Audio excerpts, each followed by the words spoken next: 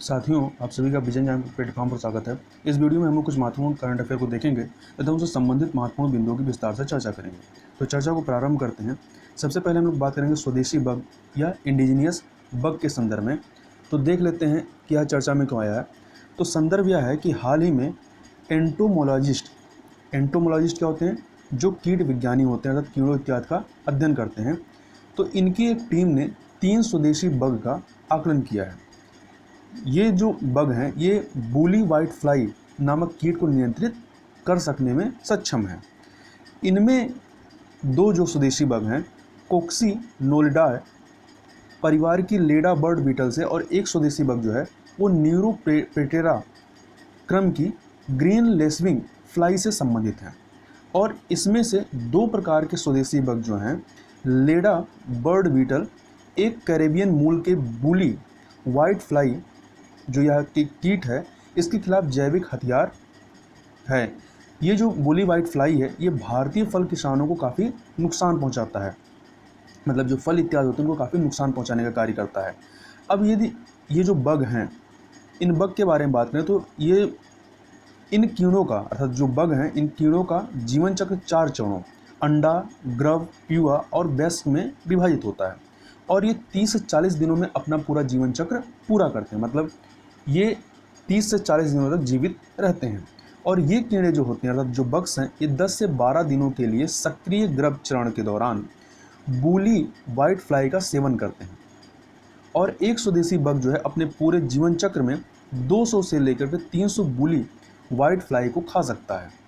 अब थोड़ा सा इस बूली वाइट फ्लाई जो कीट है इसके बारे में बात कर लेते हैं। तो इसका उल्लेख पहली बार 1896 में जमैका में किया गया था। उसके बाद वर्ष 1909 में संयुक्त राज्य अमेरिका के फ्लोरिडा में इसको संसूचित किया गया, मतलब इसको पाया गया। इसकी 9 उष्णकटिबंधीय उत्पत्ति दुनिया के कई गर्म भागों में पाई जाती है और इसे साइट्रस वाइट फ्लाई भी कहा जाता है। और यह जो वाइट फ्लाई है यह आक्रामक एवं पॉलीफेगस है। पॉलीफेगस अर्थात यह विभिन्न प्रकार के भोजन पर निर्भर करता है या निर्भर रहता है। और यह भारत में लगभग 20 वनस्पति प्रजातियों को प्रभावित कर चुका है, जिनमें अमरूद की प्रजातियां जो हैं वो प्रमुख हैं। भारत की संस्था जो है भारतीय कृषि अनुसंधान परिषद या Indian council of agriculture research ICAR के अनुसार ये जो कीट हैं ये वर्ष भर में देश की 30 से 35% फसलों को नुकसान पहुंचाते हैं। तथा कीटों से संबंधित एक संस्था है जिसका नाम है राष्ट्रीय कीट संस्थान ब्यूरो NBAIR, या इसका पूरा नाम है आपका national bureau of agriculture insect resource. यह कहाँ स्थित है? तो यह कर्नाटक के बेंगलुरु में स्थित है। यहाँ पर यह फिगर आप देख सकते हैं। तो ये आपका जो बग खोजे गए हैं इस प्रकार से सफ़ेद सफ़ेद है। और ये आपका ये जो कीड़े दिख रहे हैं ये आपका वुली वाइट फ्लाई है जो कि फसलों को या फलों के जो पौधे होते हैं उनको नुकसान पहुँचाने का कार्य करता है। आगे चलते हैं, आगे बात कर लेते हैं चितकबरा कोयल के बारे में, पीड कुकू के बारे में। तो संदर्भ यह है कि हाल ही में कई एजेंसियों द्वारा शुरू की गई एक परियोजना में नैनो टेक्नोलॉजी का उपयोग किया जा रहा है ताकि चितकबरे कोयले या जो कोयल है इसके प्रवास पैटर्न का अध्ययन किया जा सके। इस पक्षी का प्रवास जो पैटर्न है यह भारत में दक्षिण पश्चिम मानसून के आवागमन से संबंधित है, जब भारत में बरसात का मौसम होता है। अब बात कर लेते हैं ये जो परियोजना है इस परियोजना में संस्थान कौन से शामिल है। तो यह जो परियोजना है भारतीय वन्यजीव संस्थान या wild life institute of India जो कि देहरादून में स्थित है एवं भारतीय सुदूर संवेदन संस्थान Indian institute of remote sensing IIRS का एक संयुक्त प्रयास है, अर्थात जॉइंट इनिशिएटिव है, जो कि ये जो आपका भारतीय सुदूर संवेदन संस्थान है यह भारतीय अंतरिक्ष अनुसंधान संगठन ISRO के अंतर्गत आता है। अब बात कर लेते हैं जो चितकबरा कोयल है इस चितकबरा कोयल के बारे में। तो मूल रूप से चितकबरा कोयल की 3 उप प्रजातियां हैं, जिनमें से एक जो है आपके अफ्रीका का निवासी पक्षी है, वहीं दूसरा जो है आपके दक्षिण भारत का निवासी पक्षी, जबकि तीसरा जो है वो भारत एवं अफ्रीका के बीच विचरण करने वाला प्रवासी पक्षी है, माइग्रेंट बर्ड है। और यह गर्मियों के दौरान भारत में चला आता है तथा यह एक छोटा स्थलीय पक्षी होने के कारण इस कोयल के लिए समुद्र पार करना क्या होता है, अधिक जोखिम वाला होता है। फिर भी ये समुद्र को पार करके भारत आता है। चितकबरा कोयल जो है यह उत्तरी भारतीय लोक कथाओं में जो चातक पक्षी के बारे में वर्णन होता है, तो इस चातक पक्षी के रूप में प्रसिद्ध है, जो बारिश की बूंदों से अपनी प्यास बुझाता है। इसके अलावा प्रत्येक वर्ष प्रजनन के लिए यह दक्षिण अफ्रीका से दक्षिणी अफ्रीका मतलब अफ्रीका कॉन्टिनेंट के दक्षिणी हिस्से से हिमालय की तलहटी जो कि जम्मू से लेकर असम तक फैली है, इसमें आता है। और ये पक्षी प्रत्येक वर्ष एक ही इलाके में आते हैं, ऐसा नहीं कि अपना इलाका बदलते हैं, ये एक ही इलाके इसी जगह पे हिमालय की तलहटी में ही आते हैं। और इसके अलावा यह एक ब्रूड परजीवी पक्षी है। क्या है? यह एक ब्रूड परजीवी पक्षी है। पैरासाइट मतलब यह दूसरे पे डिपेंड रहता है, उससे लाभ लेता है, और जिससे लाभ लेता है उसको क्या करता है? नुकसान पहुंचाता है, जो कि अपना घोंसला नहीं बनाता है, बल्कि अन्य पक्षियों विशेष रूप से जंगल बबलर के घोंसले में अपना अंडा देता है। और यह चितकबरे कोयल जो है, ये इसको आयुष्मान की रेड लिस्ट में कम चिंताजनक अर्थात लीस्ट कंसर्न की श्रेणी में सूचीबद्ध किया गया है। अब इससे संबंधित जो परियोजना है उसके बारे में थोड़ी और चर्चा कर लेते हैं।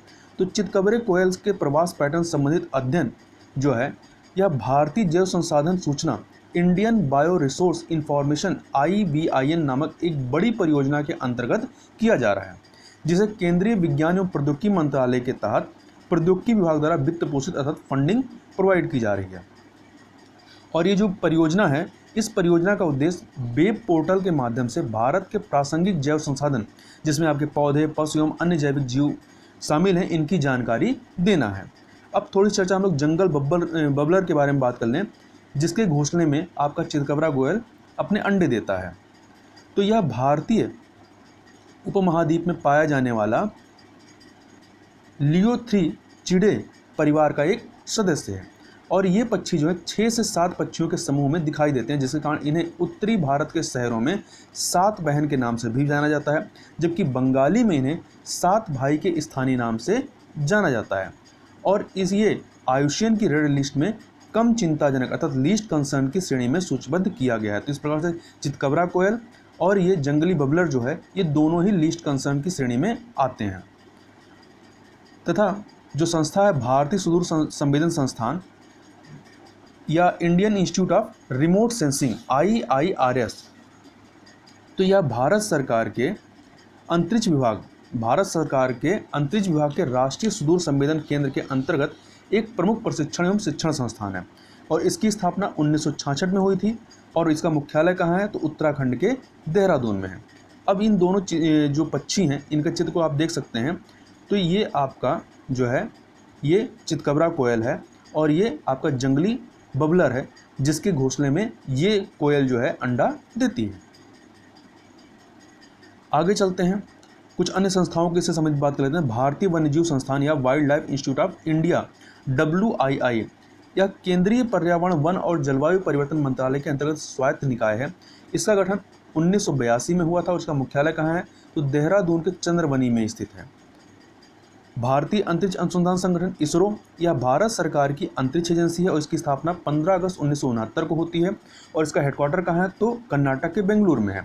और इसे अंतरिक्ष अनुसंधान के लिए देश के प्रथम प्रधानमंत्री जवाहरलाल नेहरू और उनके करीबी सहयोगी और वैज्ञानिक विक्रम साराभाई के प्रयासों से स्थापित किया गया। आगे चलते हैं, आगे बात कर लेते हैं इस्तांबुल अभिसमय के बारे में या इस्तांबुल कन्वेंशन के बारे में। चूँकि यह महिलाओं से संबंधित है, तो यह आपके मुख्य परीक्षा के GS के प्रश्न पत्र नंबर 1 के तहत आ जाएगा, जिसके तहत टॉपिक है महिलाओं की भूमिका और महिला संगठन, जनसंख्या एवं संबद्ध मुद्दे, गरीबी और विकासात्मक विषय, शहरीकरण, उनकी समस्याएं और उनके रक्षोपाय। तो इसमें महिलाओं वाले सेक्शन से यह रिलेट कर जाएगा। अब संदर्भ की बात कर लेते हैं। तो हाल ही में पोलैंड द्वारा महिलाओं के विरुद्ध हिंसा को रोकने से संबंधित इस्तांबुल कन्वेंशन से अलग होने का निर्णय लिया गया है। तो याद रखिएगा, इस्तांबुल कन्वेंशन से अलग होने का निर्णय अभी हाल ही में किसके द्वारा किया गया है? पोलैंड के द्वारा। और अब चर्चा का विषय क्या है, मतलब क्यों पोलैंड जो है इस संधि से अलग हुआ है? तो पोलैंड के इस संधि से अलग होने का कारण जो है, उस संधि के प्रति इसका नया दृष्टिकोण है, अर्थात पोलैंड का नया दृष्टिकोण है। इसके अनुसार पोलैंड यह मानता है कि यह संधि जो है हानिकारक है। क्यों हानिकारक है? क्योंकि इसके अंतर्गत अर्थात इस संधि के अंतर्गत स्कूलों में लैंगिक विषमता के बारे में पढ़ाने को अनिवार्य किया गया है। इसके अतिरिक्त पोलैंड का कहना है कि यह संधि जैविक लैंगिकता के विपरीत सामाजिक सांस्कृतिक लैंगिकता के निर्माण का प्रयास करती है। उदाहरण के लिए इस कन्वेंशन के कुछ प्रावधानों के तहत बच्चों तथा किशोरों को समलैंगिक परिवारों के निर्माण करने संबंधी शिक्षा देने की बात कही गई है। तो ये कुछ कारण थे जिनकी वजह से पोलैंड ने इस कन्वेंशन से अलग होने का निर्णय लिया है। अब यह जो कन्वेंशन है इस्तांबुल कन्वेंशन, इसको देख लेते हैं क्या है, क्या किस संदर्भ में यह कन्वेंशन कार्य करता है। तो इसे महिलाओं और घरेलू हिंसा के विरुद्ध हिंसा की रोकथाम तथा उससे निपटने हेतु यूरोपीय समझौता परिषद, या इसको इंग्लिश में कहें तो Council of Europe Convention on Preventing and Combating Violence Against Women and Domestic Violence भी कहा जाता है। मतलब ये इस्तांबुल कन्वेंशन का ये पूरा नाम है, ठीक है। और यह संधि जो है महिलाओं के खिलाफ हिंसा की रोकथाम करने और निपटने के लिए विश्व का पहला बाध्यकारी उपकरण है। तो एक प्रकार से याद रखिएगा कि यह क्या है, बाध्यकारी संधि है।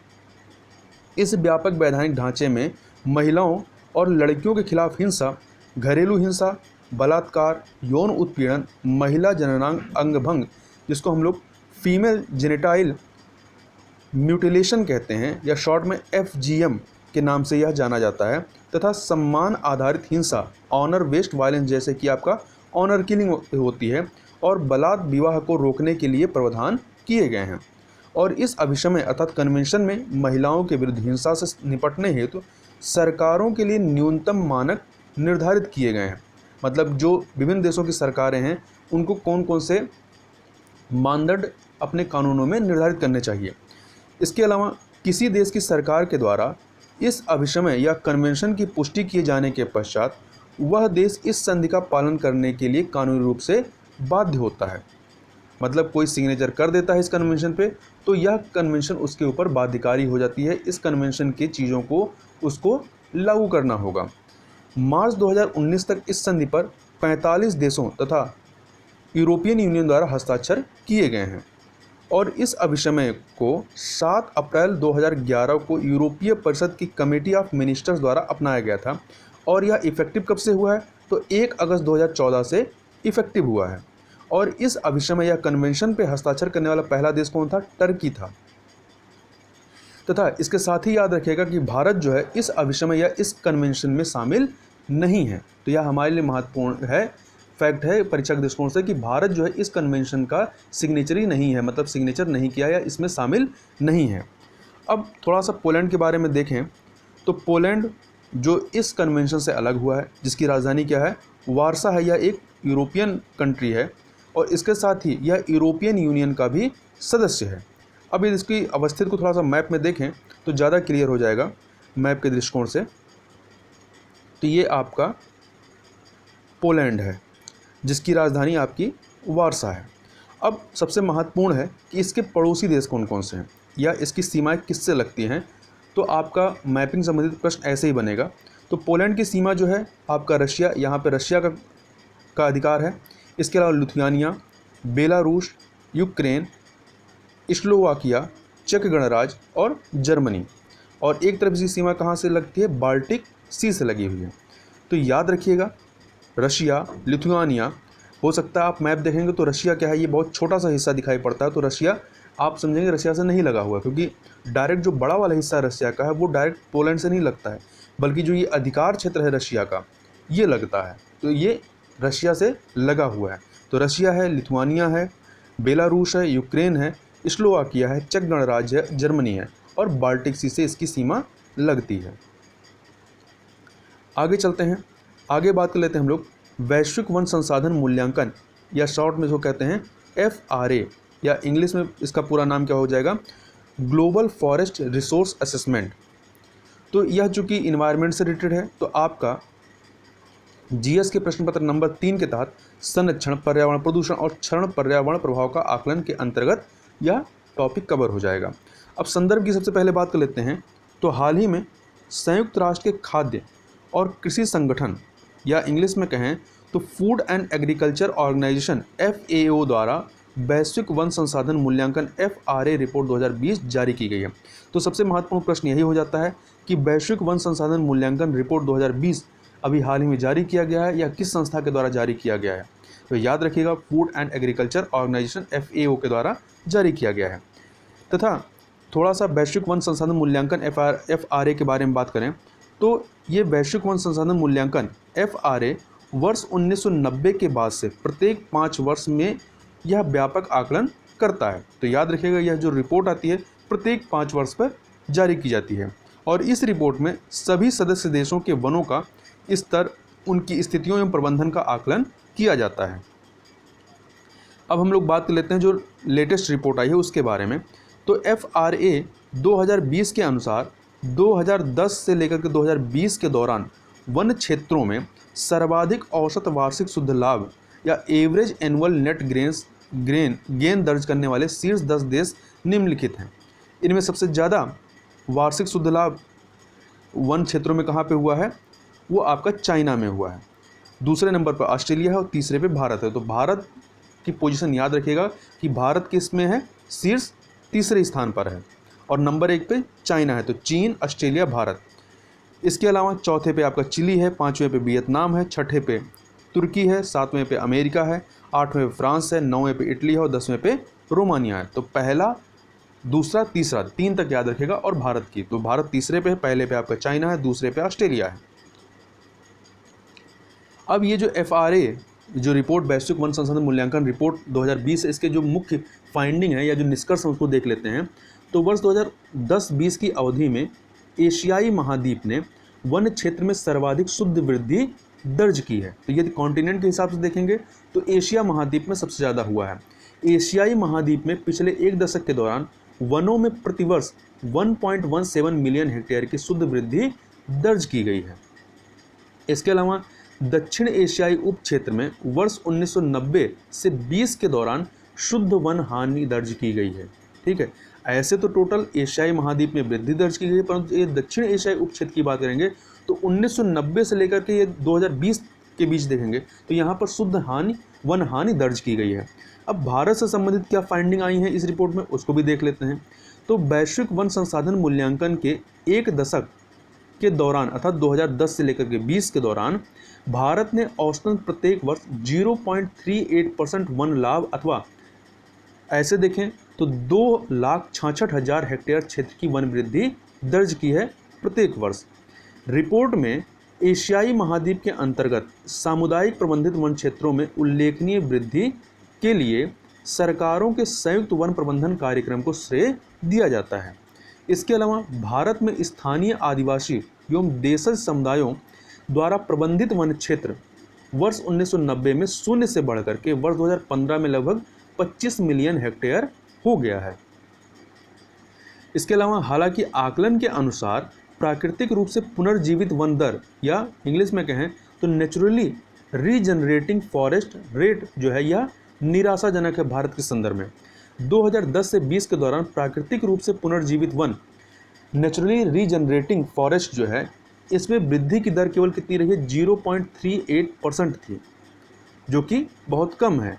तथा इसके अलावा भारत के द्वारा विश्व में वनिकी क्षेत्र में फॉरेस्ट्री में अधिकतम रोजगार उत्पन्न किए गए हैं। मतलब सबसे ज़्यादा रोजगार अगर किसी ने फॉरेस्ट्री में उत्पादित किया है या जनरेट किया है तो किसके द्वारा किया गया है, भारत के द्वारा किया गया है। विश्व स्तर पर 12.5 मिलियन लोग जो है ये फॉरेस्ट्री क्षेत्र में या फॉरेस्ट्री सेक्टर में कार्यरत थे और इसमें से 12.5 मिलियन में से 6.23 मिलियन अर्थात 50% सिर्फ भारत में कार्यरत हैं। अब थोड़ा सा जो संस्था ने इस रिपोर्ट को जारी किया उसके बारे में देखें तो संयुक्त राष्ट्र खाद्य और कृषि संगठन या food and agriculture organization FAO, तो इसकी स्थापना 1945 में संयुक्त राष्ट्र संघ के तहत की गई थी और इसका मुख्यालय कहाँ है, तो इटली के रोम में है और इसमें सदस्य कितने हैं, तो 194 देश इसके सदस्य हैं। आगे चलते हैं, आगे बात कर लेते हैं साइक्लोस्पोरा। तो यह साइक्लोस्पोरा है क्या, तो संदर्भ यह है कि हाल ही में साइक्लोस्पोरा नामक बीमारी से अमेरिका के 11 राज्यों में 640 से अधिक लोग प्रभावित हुए हैं। अब इस बीमारी के बारे में कुछ अन्य चीज़ों को देखें तो माना जा रहा है कि साइक्लोस्पोरा या साइक्लोस्पोरियोसिस जो है ये पैकेट वाले जो सलाद उत्पाद हैं उससे संबंधित बीमारी है। जो पैक्ड सलाद आते हैं, मतलब पैकेट में जो सलाद आते हैं, इसमें आइसबर्ग लेट्यूस, रेड गोभी और गाजर शामिल थे तथा यह जो रोग है साइक्लोस्पोरा, यह रोग एक परजीवी की वजह से जिसका नाम है साइक्लोस्पोरा साइटेनानेसिस नामक सूक्ष्म एकल कोशिकीय परजीवी के कारण होता है। तो यहाँ यह फैक्ट भी याद रखिएगा कि यह जो साइक्लोस्पोरा बीमारी है यह किसकी वजह से होता है? बैक्टीरिया की वजह से होता है, वायरस की वजह से होता है, फंगी की वजह से होता है या परजीवी की वजह से होता है? तो परजीवी की वजह से होता है, अर्थात पैरासाइट की वजह से होता है। तथा अब ये होता कैसे है? तो दूषित भोजन या जल जिसमें इन परजीवी की उपस्थिति होती है के सेवन से लोगों में साइक्लोस्पोरा संक्रमण हो सकता है। और यह प्रभावित किस अंग को करता है? तो यह आंत अर्थात इंस्टेंटाइन से संबंधित बीमारी है जो सूक्ष्म परजीवी अर्थात पैरासाइट साइक्लोस्पोरा साइटेनेसिस संक्रमण हो सकता है इस परजीवी की वजह से। और यह उन देशों में रहने वाले या यात्रा करने वाले लोग जहां साइक्लोस्पोरोसिस संक्रमण का खतरा अधिक है वहां से अन्य क्षेत्रों में इस संक्रमण के फैलने की संभावना अधिक होती है। अब इस बीमारी के लक्षण की बात करें तो इस बीमारी में क्या होता है कि भूख न लगना, वजन में कमी, सूजन, मितली अर्थात उल्टी आना, निम्न श्रेणी का बुखार, कमजोरी एवं दस्त जैसे लक्षण दिखाई पड़ते हैं। आगे चलते हैं, आगे बात कर लेते हैं किफ़ायती एवं मध्यम आय आवास के लिए स्पेशल विंडो, जिसको शॉर्ट में हम लोग क्या कहते हैं? स्वामी कहते हैं, या इसका पूरा नाम क्या है? Special window for affordable and mid income housing. तो स्वामी जो यह योजना किससे संबंधित है? तो हाउसिंग से संबंधित योजना है। तथा यह जो टॉपिक है आपका, यह आपके जीएस के प्रश्न पत्र नंबर 2 जिसके अंतर्गत टॉपिक दिया गया है केंद्र एवं राज्यों द्वारा जनसंख्या के अति संवेदनशील वर्गों के लिए कल्याणकारी योजनाएं और इन योजनाओं का कार्य निष्पादन तथा इन अति संवेदनशील वर्गों की रक्षा एवं बेहतरी के लिए गठित तंत्र, विधि, संस्थान एवं निकाय, इसके अंतर्गत यह टॉपिक हमारा कवर हो जाएगा। अब संदर्भ की बात कर लेते हैं तो स्वामी निधि के अंतर्गत अब तक 81 परियोजनाओं को मंजूरी दी गई है। तथा ये जो स्वामी निवेश फंड है तो स्वामी निवेश फंड के अंतर्गत परियोजनाओं को मंजूरी दिए जाने से पूरे भारत में लगभग 60,000 घरों का निर्माण कार्य पूरा करना संभव हो जाएगा। अब यह जो स्वामी परियोजना है या स्वामी कार्यक्रम है इसके बारे में बात कर लेते हैं। तो यह प्रारंभ कब से हुआ? तो नवंबर 2019 में केंद्रीय मंत्रिमंडल द्वारा किफ़ायती एवं मध्यम आय आवास के लिए special window Swami special window for affordable and mid income housing स्थापित करने के प्रस्ताव को मंजूरी प्रदान की गई थी। स्वामी निवेश कोष का गठन जो है तो याद रखिएगा स्वामी क्या है? एक निवेश फंड है, तो यह इन्वेस्टमेंट फंड है। तो स्वामी निवेश कोष का गठन जो है पंजीकृत किफ़ायती एवं मध्यम आय वर्ग की आवासीय परियोजनाओं को पूरा करने के लिए किया गया था और यह परियोजना धन के अभाव में रुकी हुई थी। तो ये परियोजना मेनली किसके हाउसिंग से? तो मिडिल क्लास फैमिली से संबंधित हाउसिंग के लिए है यह। और इस फंड को सेबी के अंतर्गत पंजीकृत कैटेगरी 2 AIF अर्थात अल्टरनेट इन्वेस्टमेंट फंड या हिंदी में कहें तो वैकल्पिक निवेश कोष जो ऋण कोष है उसके रूप में स्थापित किया गया था। कैटेगरी 2 AIF ऋण कोष के रूप में स्थापित किया गया था। और इस फंड का निवेश प्रबंधक जो है वो कौन है? SBI कैप वेंचर्स है, जो SBI कैपिटल मार्केट्स की पूर्ण स्वामित्व वाली एक सहायक कंपनी है। तथा भारत सरकार की ओर से इस कोष के प्रयोजक अर्थात स्पॉन्सर कौन है? तो वित्त मंत्रालय के आर्थिक मामलों के विभाग के सचिव होते हैं। अब फंड का जो निवेशक मंडल है उसको भी देख लेते हैं। तो विशेष विंडो के अंतर्गत गठित किए गए कोष उपलब्ध कराए गए वैकल्पिक निवेश कोष अल्टरनेटिव इन्वेस्टमेंट फंड सरकार और निजी निवेशकों से निवेश आकर्षित करेंगे। तो याद रखिएगा सरकार और निजी निवेशकों दोनों से। और इनमें वित्तीय संस्थाएं, सोवरेन वेल्थ फंड, सार्वजनिक व निजी क्षेत्र के बैंक, घरेलू पेंशन और भविष्य निधि, वैश्विक पेंशन कोष और अन्य संस्थागत निवेशक इसमें शामिल होंगे। तो इस प्रकार से यहाँ पर हम लोगों ने कुछ महत्वपूर्ण करंट अफेयर को विस्तार से देखा। तो इस वीडियो में बस इतना ही। मिलते हैं नेक्स्ट वीडियो में, तब तक के लिए बहुत बहुत धन्यवाद।